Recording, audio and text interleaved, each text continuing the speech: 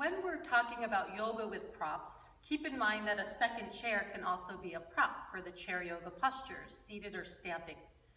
In some of the classes in the videos and other sequences, I've shown different postures with one chair, but I'll show a few using two chairs. If you face the chairs towards each other and sit tall in mountain pose, you can do a seated pigeon pose, but not everyone can get their ankle on the top of the thigh. I've shown in other images how you can use a block to support the foot, hold your pants, or use a strap for people that can't get the ankle on their thigh. However, if you have a second chair, you can also place the foot on the second chair for pigeon, seated pigeon. That way you can lean forward, lengthen the spine, get a nice outer stretch for the IT band. But some people can't have the ankle on thigh, but the foot is accessible.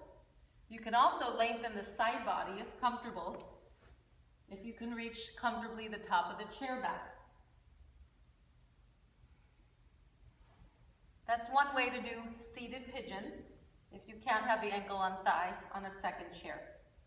You can also have the hands on the chair base, breathing, lengthening the spine, relaxing on the exhale, or some can lengthen the spine with the arms on the chair top. It'll depend the flexibility and range of motion. You want to make sure there's no pain in the knee and that it's comfortable. If you have osteoporosis or contraindications or low back pain where you're not forward bending, you can still do this posture with the ankle on the thigh or chair without folding forward. That's one pose you can do with the second chair. Another one is seated downward dog pose, Adho Mukha Svanasana. As you exhale, you reach towards the chair top, lengthening the spine, pressing the buttocks into the chair. If it's comfortable on the neck and head, you can relax the ears between the arms, stretching the spine much like the dogs do. In this pose, I'll be pressing my buttocks into the chair as the arms reach up towards the chair top. Remember, the version of seated downward dog without a second chair was the same shape, but reaching the arms more up towards where the wall meets the ceiling.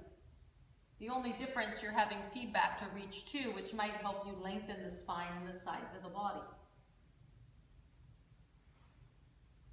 If you look at the downward dog pose without the chair,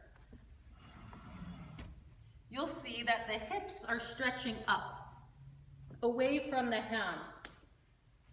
You're pressing the hands down as the hips reach up.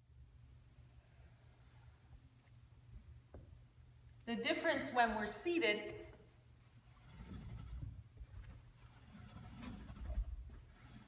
is that instead of lifting the hips up as you do downward dog on the ground, you're pressing the buttocks down as the arms stretch up because you're in the opposite direction of gravity. Another thing you can use for two chairs is head to knee pose, Janu Shirshasana. You can do this by placing one leg on the chair and starting to fold forward. This will give a deep hamstring stretch. If it's too much, you can bend the straight leg knee a little bit.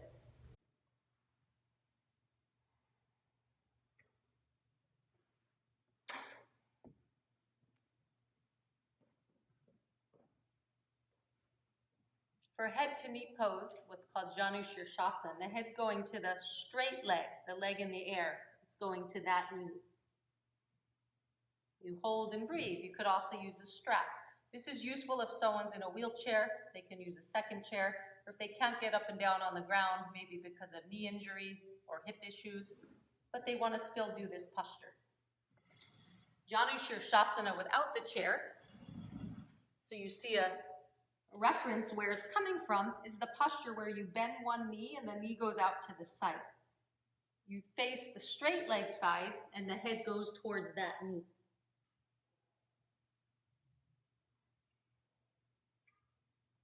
Head to knee pose. I'm just showing you the full version on the ground and how we adapt from there.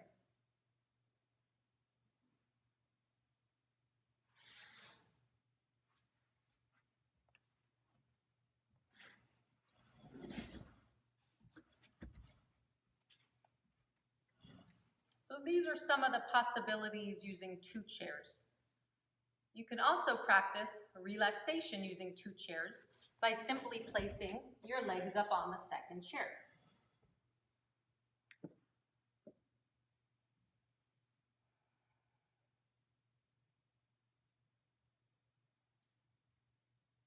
If students need to support their knee and you have a chair with open back such as this, you can also place the chair closer to you and then have the back of knees supported. In that case, the heels may be a little bit off the chair, but the knees are supported.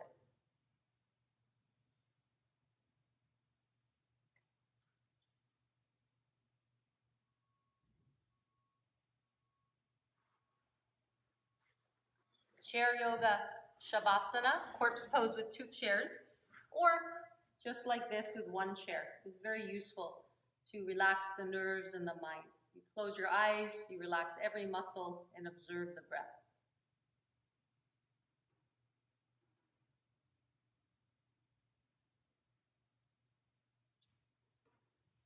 Those are some options with 2 chairs. There's plenty more using 1 or 2 chairs, using blocks, using straps. So this yoga with props module can also include the chair as a prop. If you're practicing at home or teaching a private session or in a classroom where you can use the walls, you can also use the walls as a prop instead of holding the chair. But for the sake of chair yoga class, I like to use the chair for support since we're calling it chair yoga. So that way you don't rely on a room that has empty walls that you can hold, and you can also practice it on a bench outside, even if there's no walls there. Yoga's for everyone. Enjoy these creative ideas. Start to integrate it into your own practice, and start to integrate these ideas into practicing teaching. The full hour classes and 45-minute classes when I teach actual settings will give you more ideas how to incorporate this. Have a great day. Namaste.